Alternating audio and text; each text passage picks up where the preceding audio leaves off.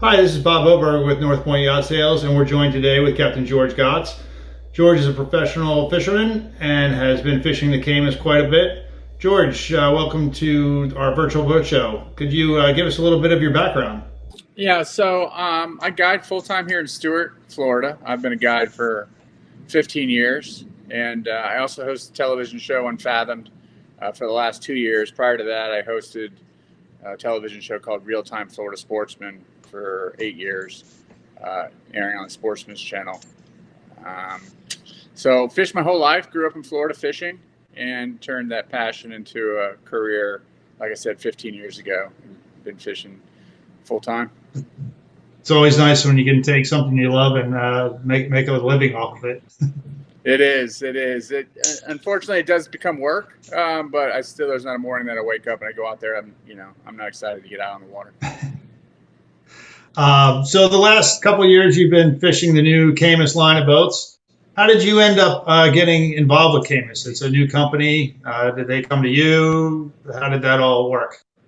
Well, I've had a relationship with Earl Benz for years. Earl and I met, God, probably 12 years ago, when I was a guest host on another show.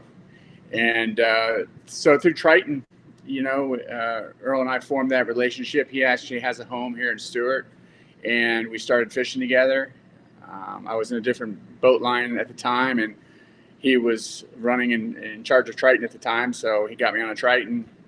They were gracious enough to support me at my old show, and once he decided to leave Triton, I was with him. I was following him, whatever he did. Yeah, Earl's a fantastic guy, and I think that's probably why the Camus has started up so quickly. Is as soon as Earl says he's going to do something, he's friends in the industry all know what a quality guy he is, and they're happy to jump on with him. So, Yeah, that's what I tell people. Camus is new, but Earl Benz is far from new to the boating industry. To have such a heritage in the marine industry, and to be coming with a new line like Caymas with a Michael Peters bottom. I mean, that's just an equation for success right there. yeah, it's definitely been impressive. So the first boat that you started fishing on was the 26 HB. Can you tell us a little bit about that? You've obviously fished it ocean, backwater. You've, I think, some of your inlets is like Pompano Beach, which are pretty rough inlets when the weather's nasty. So I think you've run the boat through its paces. What are your thoughts on that boat? Yeah, I mean, it's a great boat. I had hull number two. So the second boat that came out of the factory came to me, and we started filming with it immediately. And like you said, we've had it everywhere from, freshwater lakes of Florida to far offshore. It's been to the Bahamas multiple times, inshore, offshore. That's just one of those boats that does everything well. And it's just a great platform. And it's a perfect blend, not only for fishing, but for family as well, with that forward seating and the removable cushions on the front, the backrest, the flip-up seating in the back. All that stuff is perfect for the family on an outing on the sandbar, but at the same time, it's a serious offshore and inshore fishing boat. Has everything, that's needed to be, the perfect fishing boat. Earl's passion is fishing. It's always been fishing, I think, and it resonates through the line of boats that he's building. Oh, that's great. When you take your first look at the 26 and the 28, they're both a lower freeboard boat than probably a lot of boats you might see out in the ocean. Some people might think that that's going to be a wet ride and not comfortable. What's been your experience with the freeboard there and how it rides?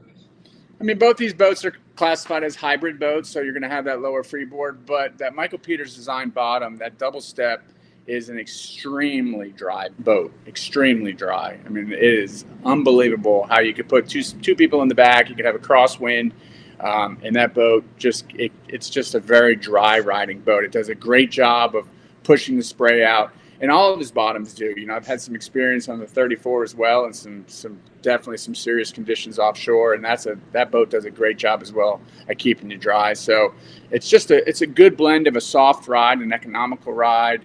A dry ride. It has all the properties of a successful bottom that you want. It also looks like just a fantastic platform for a lot of the fishing that you do. I mean, it seems like you're very comfortable, able to move around and stable.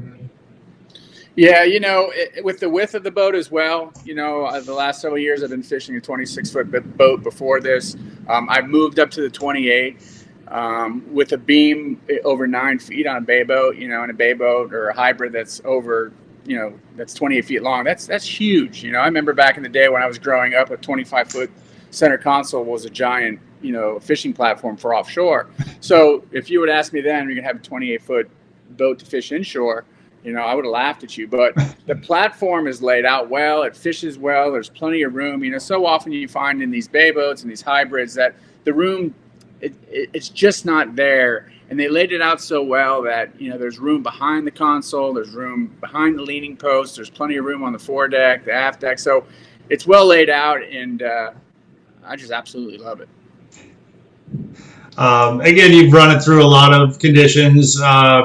Any conditions where it excels, troubling like quartering seas and things like that. Some boats have a problem with head on. Some boats, with a shallower V like this boat has. What is your experience with those conditions? I mean, it's a stepped hull. So coming from a traditional V bottom, it's a little bit different ride than a traditional V bottom boat. But what it likes to do is it likes to get up on the step. If you can get that boat up on the step, let it level out and get on top of things, it's just going to run right across it. So it doesn't matter whether it's a head sea, a quartering sea, a following sea. That bow has enough flare in it as well in a heavy sea to keep the nose up. In a following sea, it does well. It tracks well. So there's really no situations that I see that it doesn't do a great job. That's great, and I guess that goes to Michael Peters and Earl Bentz, not just design, but great boat build. Your next boat after the 26, I believe Earl built you a 28 with a tower on it, which is a really neat concept. How do you like running that boat with a tower compared to the non-tower boat? Yeah, so it's my first boat as a half station. It's the first time I've ever had one. I love it. I mean, the platform up there, the visibility, the ability, the things that we do here, especially this time of the year. We're out sail fishing, slow trolling live baits for sailfish. We're out cobia fishing. So just to have that perch a little higher up, the visibility is so much better. It's pretty neat to be able to sit up there and run the boat. I spend more time now just riding around looking for fish than I do anything else.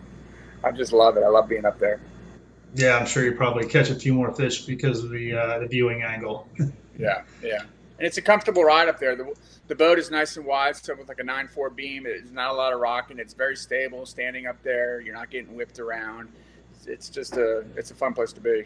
I'm sure you've done trips where you've had the boat loaded up pretty heavy. Live wells all full, plenty of gear on there.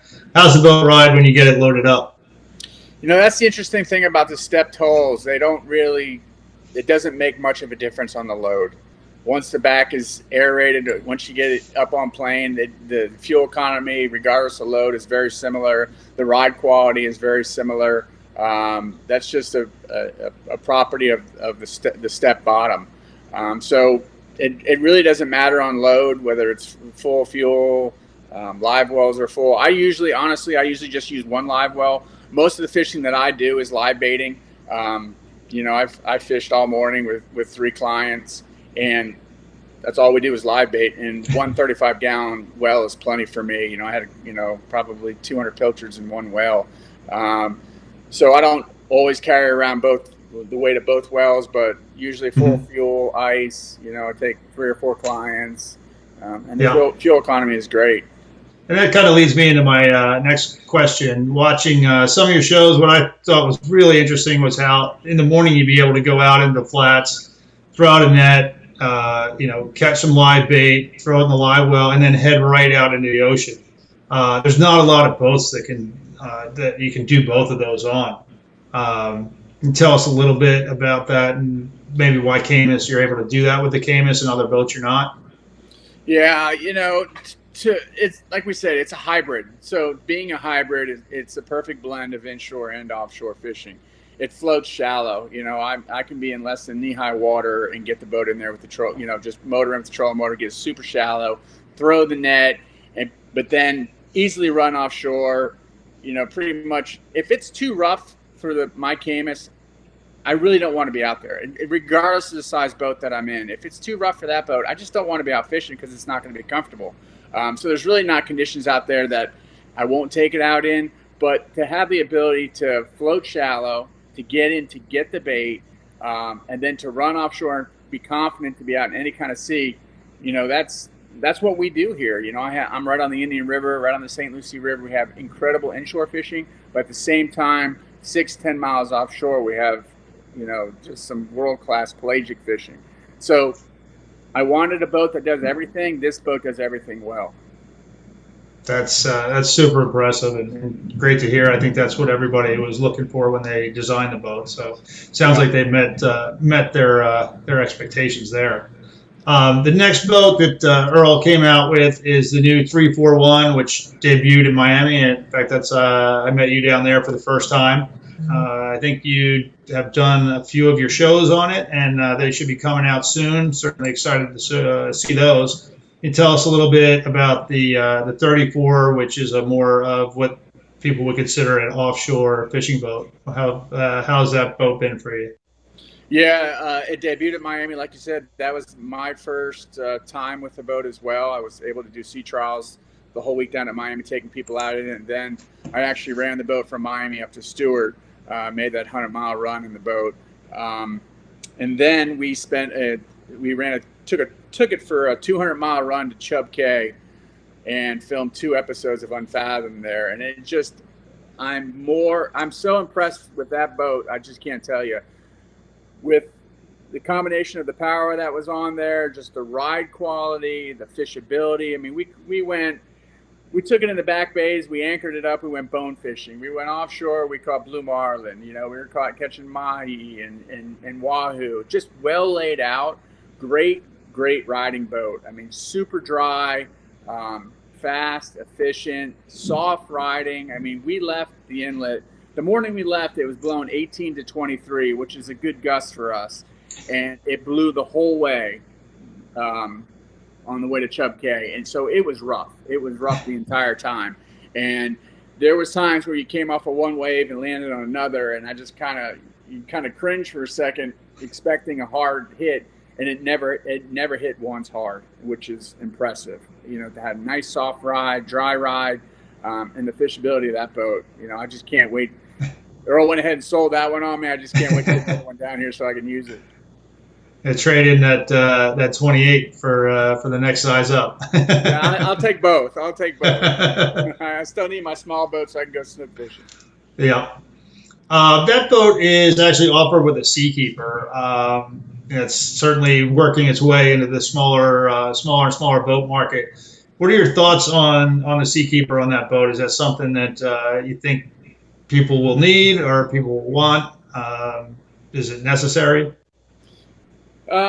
It's one of those things that if you experience it, you won't want to be without it again. That's the thing. I mean, it makes the day that much more comfortable. I spend every day on the water. Just the rocking and rolling of just a normal day on the water kind of wears on you. It tires you. And to have that Seakeeper just take that roll out of the boat, it makes a world of difference. And it made a big difference because we were filming. We were in rough conditions and we were filming. So to have the camera crew to be able to sit there and have that stability, it is so nice. I can't say enough nice things about Seakeeper. I know they're making them small enough now to even possibly go on the 28. So I'm trying to explore those options for the next boat. But just I think what it's good too is, there's a lot of people in the family that tend to get seasick, get worried about going offshore. That can help alleviate a lot of that. To take that roll, it doesn't, the nose is still going to pitch up and down, but it takes the roll completely out of it. I mean, we'll have, 6, 7, 8 degrees of roll. You kick that thing on and it goes down to, 1 degree of roll. That makes a huge difference when you're offshore, not just for the comfort, but just like I said, your body thanks you at the end of the day. You're not so tired. You get off the boat and you don't feel like you've ran a marathon. You feel good after a day of fishing.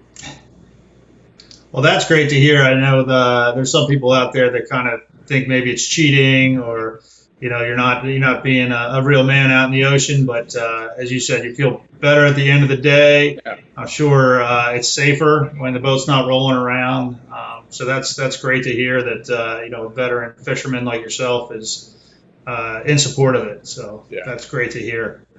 Speaking of being a veteran fisherman, you've had a fishing show for a while. Your newest one is called Unfathomed.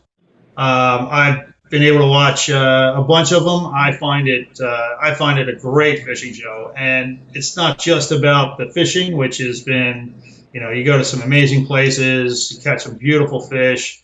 But what I love is also the stories about the towns where you're fishing and some of the guides that you bring on from local areas. Tell us a little bit more about your show, where to find it. How can everybody else watch what I think is a great fishing show? Well, thanks for that. Yeah, so we're airing on the Sportsman Channel. It's like I said, it's our second season of Unfathomed. We air our anchor time right now currently is 9:30 on Sunday mornings, but there's multiple airings. We also have the shows up on YouTube. They can go to Captain George Gozdz, my YouTube page, and watch all the shows there. And it's a great opportunity for people to go there and to see the boat in action as well. The 26 last year was used. We have an episode with the 28 that's already aired this year. And then we're going to have a couple episodes with the 34. But just the ability to travel around, to tell the story. We're trying to be that different fishing show. We're trying to tell more of a story. Everybody has a story of why they fish, whether it's the destination, whether it's the fishery that they're going for. We're trying to be more of I guess like an Anthony Bourdain of the fishing world, where it's not just about catching fish. When I grew up, it was always, I remember those nights prior to going fishing. It was more about the anticipation and the preparation, rather than just catching the fish. There's nothing worse to me than you watch a fishing show where the whole thing starts out by the guy's on the boat and he's already pulling a fish in. To me, that's really not what it's about. It's not about the fish. It's about what it took to get there, the friendships that you form along the way, the people that you meet, the places that you go to. So we're trying to do a better job of just telling stories. Yeah, and your passion for fishing it shows through too. I mean, there's quite a few times you're happy to sit back, watch somebody else catch fish. I mean, it just shows you just love fishing in general. So it definitely comes through, and I think it's a great show and highly recommend it. Thank you. Thank you. Well, George, thanks so much for taking your time to join us today, answering a few questions about the Caymas. I think we've all learned a little bit, and best of luck out there fishing, and we hope to see you soon. Yeah, well, thanks so much. And if anybody ever has questions about Caymas, they can hit me up on social media. I get people all the time asking me questions about the boat. I don't mind answering them at all. Yeah, you've got a great Facebook page with lots of pictures and cool stuff. So, yeah, follow George on Facebook, too. All right. Well, thanks for everything, guys. Thank you, George. Take care.